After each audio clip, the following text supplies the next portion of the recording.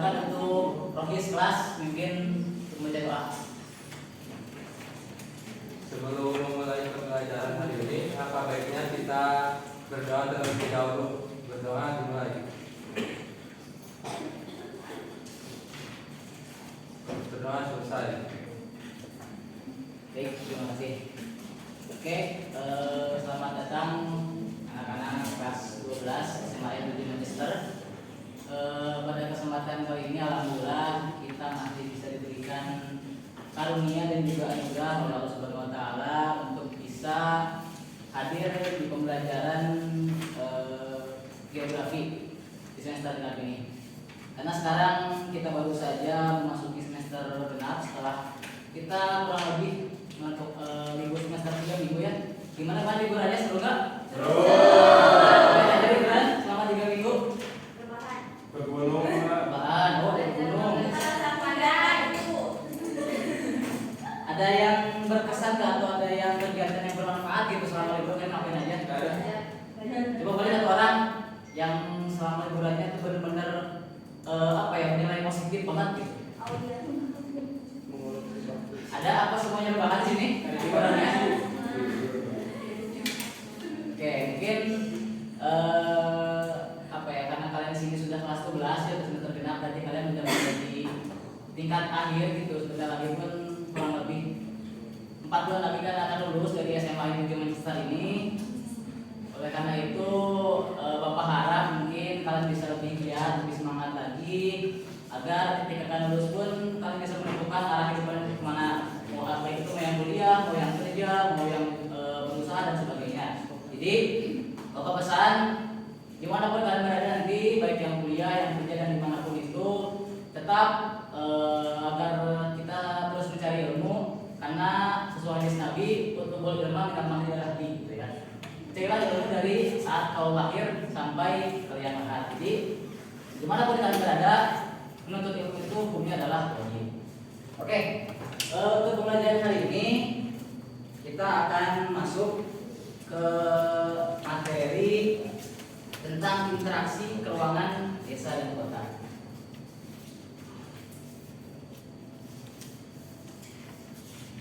Nah, di sini mungkin tidak semuanya dari asal kota ya, rumahnya ada yang orang desa di sini, orang kampung ada? Ada. Yang orang kata mana, orang kata? Ini orang kampung semua? Nah, sebelum kita beranjak lebih jauh bahas terkait interaksi keuangan desa dan juga kota, tentunya di sini kita perlu memahami definisi apa itu desa dan apa itu kota, ya. Nah, coba Bapak pengen tahu pendapat kalian. Ini pendapat kalian tidak perlu pendapat ahli ataupun pendapat ataupun apa KBBI dan sebagainya. Jadi memang pure pendapat kalian, apa itu desa dan apa itu kota. Silakan menjawab. Bebas, itu mah terserah, tidak perlu menggunakan pendapat ahli. Ada yang bisa? Tidak ada? Saya. Boleh, siapa? Adi Dahara, silakan. Kalau desa itu biasanya orang-orangnya kerja sebagai petani, kalau kota mungkin kerjanya di. Oh, berarti ini dalam definisi, dalam arti mata pencahariannya. Ada lagi? Sana, Adi, Siti Nur Halimah. Izin menambahkan, desa itu, kegiatan di desa itu rata-rata homogen, jadi enggak sekompleks di kota. Kalau di kota itu heterogen, jadi udah kompleks banget kegiatan manusianya. Oke, baik, terima kasih ya adik-adik. Lanjutnya, nah ini mungkin di sini terkait pengertian desa kota sendiri. Pertama, desa itu adalah suatu tempat di mana penduduknya berkumpul dan hidup bersama dan menggunakan lingkungan setempat untuk mempertahankan dan mengembangkan kehidupan mereka. Untuk secara umum, desa merupakan pusat penduduk yang bermata pencaharian bidang pertanian dan letaknya di kota. Nah, ini mungkin pendapat secara umumnya terkait apa itu desa. Jadi di sini rekan-rekan mungkin bisa memahami baik dari segi ciri-cirinya, dari mata pencaharian penduduknya, dan dari sifat ataupun adat budayanya. Itu untuk desa.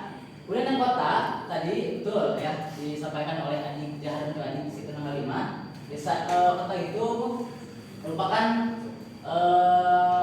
bentang budaya yang ditimbulkan oleh unsur alami dan non alami dengan tingkat pusat penduduk yang cukup besar dan seorang kehidupan yang bersifat heterogen. Jadi heterogen itu apa?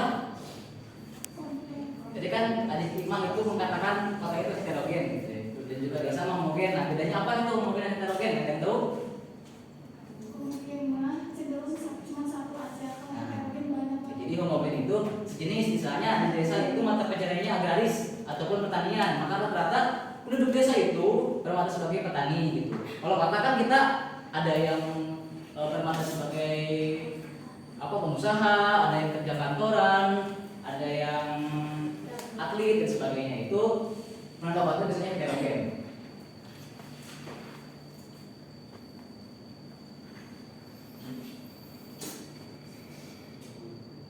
Nah, kemudian penduduk kota juga biasanya bukan hanya masyarakat asli gitu, karena mungkin rekan-rekan adik-adik sini pun sudah tahu gitu ya, kalau di kota itu tidak semuanya warga asli. Contohnya kota Jakarta.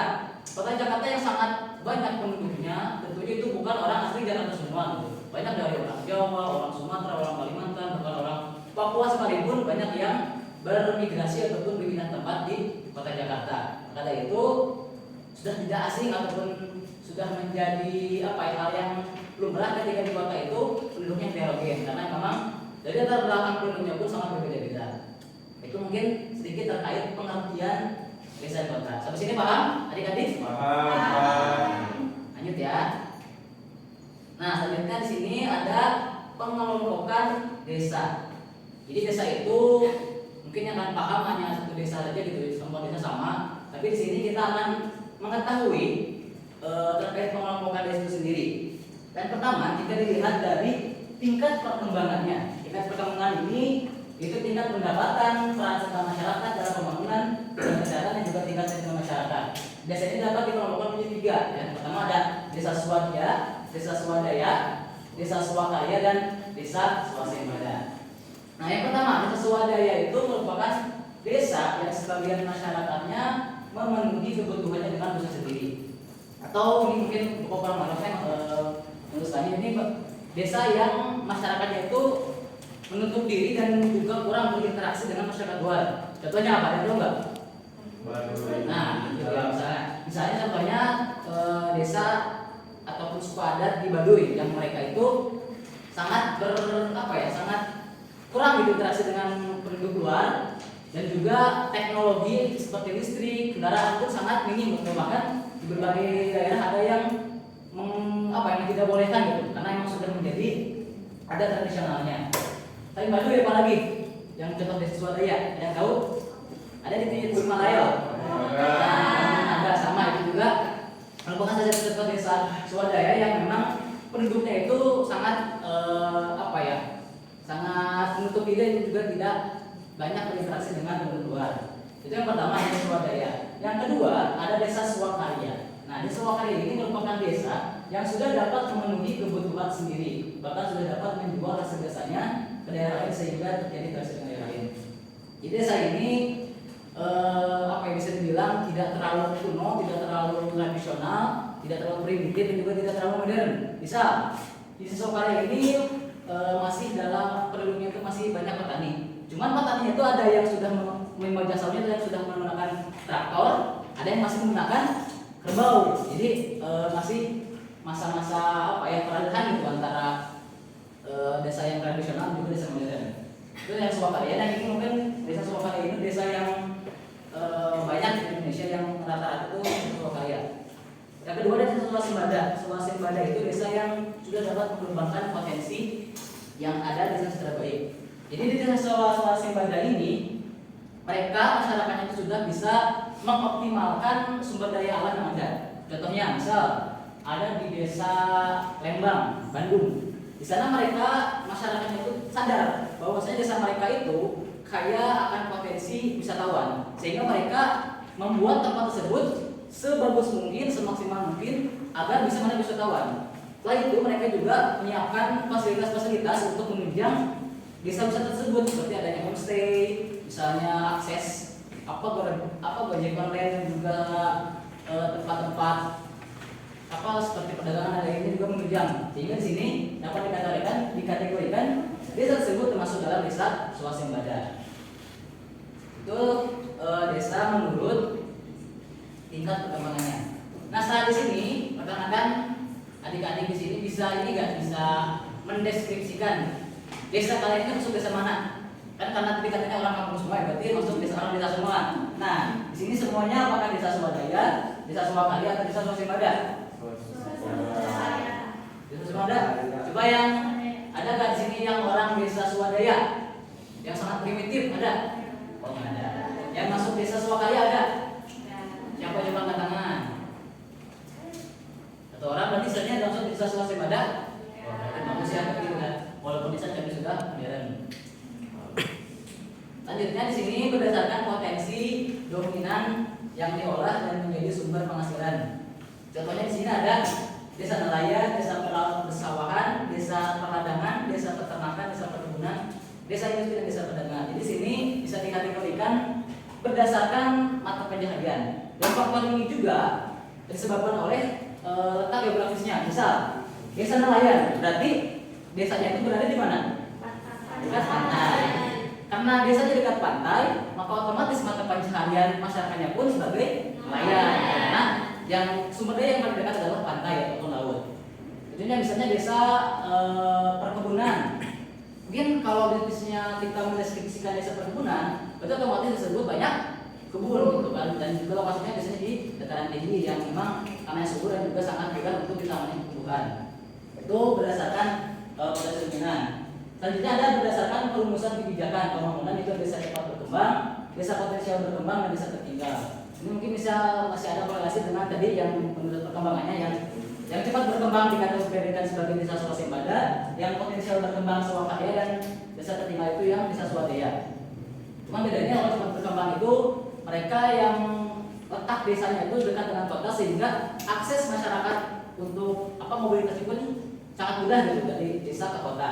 Kemudian yang potensial berkembang itu agak jauh dari kota, akan tapi masih bisa berinteraksi. Dan desa tertinggal ini yang memang sudah kontra pelosok, terus sumber daya alam sangat minim gitu. Misalnya ada di desa contohnya misalnya di Papua yang memang sekiranya kurang air, itu kan sudah terpelosok, susah sinyal, plus gak ada air, itu kan sangat-sangat tertinggal. Itu desa pengelompokan desa. Selanjutnya di sini ada klasifikasi kota. Nah, jadi kan desa sekarang kota. Nah, kota ini jika bisa dikategorikan pertama dengan jumlah penduduknya. Di sini ada kota metropolitan, yaitu kota yang jumlah penduduknya di atas 5 juta orang. Kemudian ada metropolitan dengan penduduk 1 sampai 5 juta.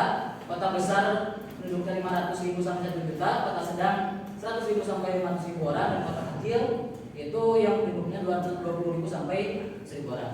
Nah, ada yang tanya, kota Tasikmalaya berapa jumlah penduduknya? Dan tahu nggak? Saya gitu sekitar 752.000. Berarti termasuk kota apa? 752.000. Itu termasuk kota yang mana? Bisa ya, karena kalau bisa itu jumlahnya antara 50 sampai 7 orang.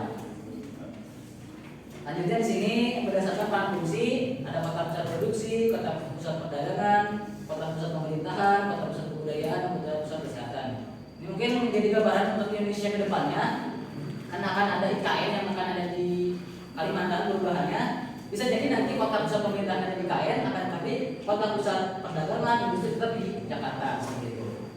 Selanjutnya, sekarang ada struktur ruang desa. Nah, di sini terkait pola permukiman baik di desa maupun di kota, di sini ada beberapa pola. Yang pertama ada pola memanjang. Mungkin rekan-rekan bisa lihat ya.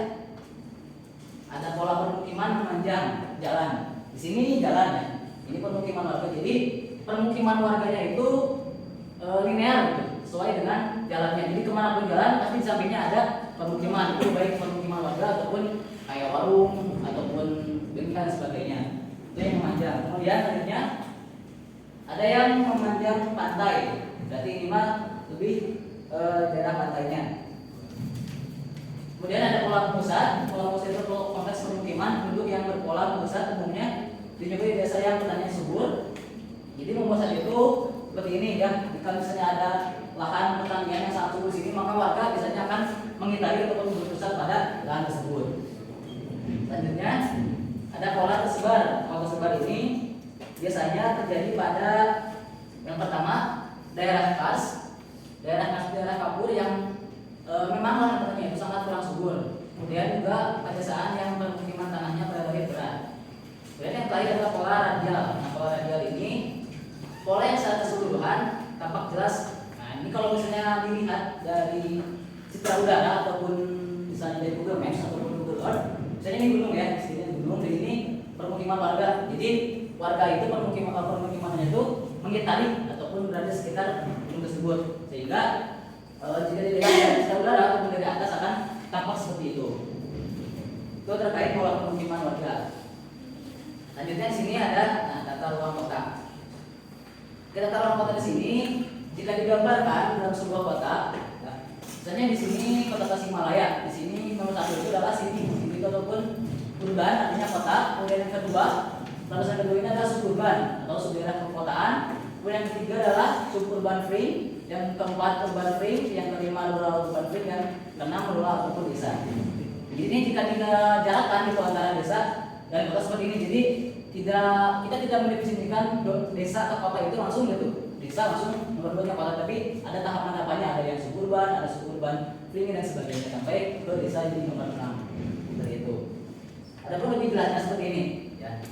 Nah, urban ataupun kota itu suatu area yang dicirikan dengan adanya penghidupan modern. Kemudian yang kedua tadi yang suburban itu suatu area yang dekat inti kota. Jadi yang dekat inti kota, tapi bukan di inti kotanya, gitu. Hanya dekat saja, yang mencakup daerah melaju. Dan cirinya itu penduduknya itu di pagi hari dia berangkat ke kota, sorenya kembali ke tempat tinggalnya. Kemudian yang ketiga tadi yang lapisan ketiga adalah suburban free, itu daerah peralihan antara kota dan desa. Dalam rencana pengembangan kota, daerah ini biasanya akan diubah menjadi kompleks perhotelan dan jalan utama. Jadi di daerah yang ketiga ini biasanya menjadi tempat permukiman yang cukup elit. Kemudian yang keempat adalah urban free, yaitu daerah yang batas luar kota yang mempunyai sifat wujud kota. Dan kelima adalah rural urban free, yaitu daerah yang terletak antara kota dan desa dengan ciri adanya penggunaan tanah campuran. Biasanya penggunaan tanah ada yang berusaha untuk yang sangat berkutik. Jadi rural urban free itu perbatasan antara desa dan juga kota yang memang biasanya diisi oleh petani yang di luar Mesir, di Peru dan juga pabrik-pabrik. Dan lain adalah pedesaan. Nah, sudah itu mungkin materi untuk kali ini. Kemudian kita akan melakukan kuis ya, kalau masih ada waktu sebentar lagi. Silakan siapkan kertas ataupun bukunya dan juga pulpen. Ya. Sudah? Nah, untuk kuisnya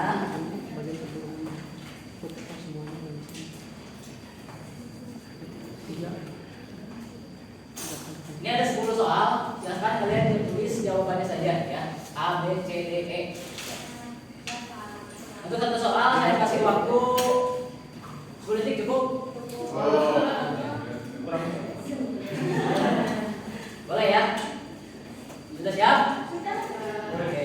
Nomor 1, berdasarkan tingkat perkembangannya bisa dikelompokkan menjadi desa titik-titik. Jawabannya ya, A, B, C, D, dan E. Sudah? Lanjut. Nomor 2, suatu tempat atau tempat tinggal penduduk dengan memanfaatkan tempat tersebut A, B, C, D, E. Soalnya nih, tempat atau tempat tinggal penduduk dengan memanfaatkan lingkungan tersebut.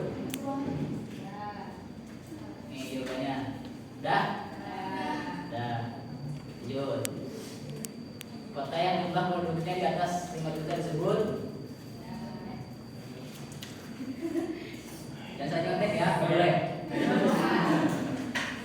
Lanjut. Kota yang jumlah penduduknya antara 1 sampai 5 juta disebut. Dan lanjut ya.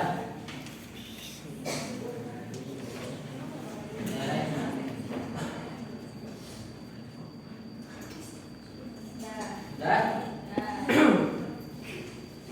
lanjut. Nih lanjutnya.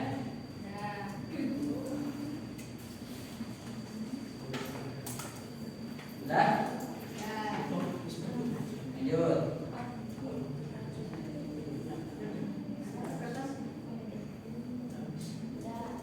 Ya.